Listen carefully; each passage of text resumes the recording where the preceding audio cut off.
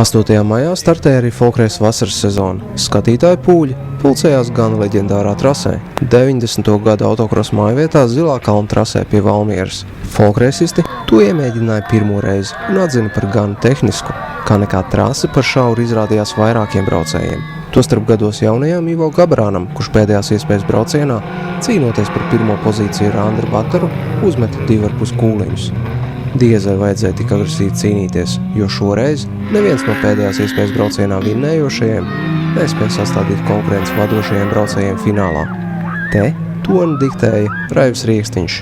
Tā kā no 4 priekšbraucieniem 3 uzvaras viņam, Riekstiņš strauji tuvojās pretī savai otrajai uzvarai folkreisā. Tā arī bija. Finālā sekotājos viņam bija vien Ivars Kērns, taču vienlaikus abiem iebraucot džokera aplī, uzbrukuma pozīcijās Kērns tā arī nenonāca. Liktenis ātri izšķīra arī 3. vietu. Agrim Bahmanim par tālu izbraucot pirmajā līkumā, garām paspruka Jānis Matulēns juniors, Matulēns 3. Starp citu šī sacīste ies vēsturē ar faktu, ka tieši šeit debitēja 100. dalībnieks Latvijas folkreis 3. pastāvēšanas gadā. Ar jaunu uzbūvētu auto Rudolfs Bogens pat iekļuva finālā, vien motora defekta dēļ nācās finišēt priekšlaikus. Starp citu Bogena auto pēc sacīstes nonāca kartingista Henrija Grūbas rokās. Bogens savukārt iegādājās Riharda Daiņa auto, bet Dainis sacīstes uzvarētāja auto.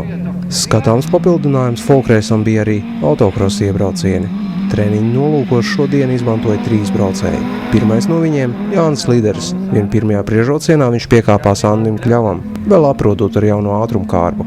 Nākošajos iebraucienos Līderis bija priekšā visiem, pat finālā tā arī nedodot iespēju sev apdzīt Kļavam. 3. aiz viņiem – Sandis Melngārš.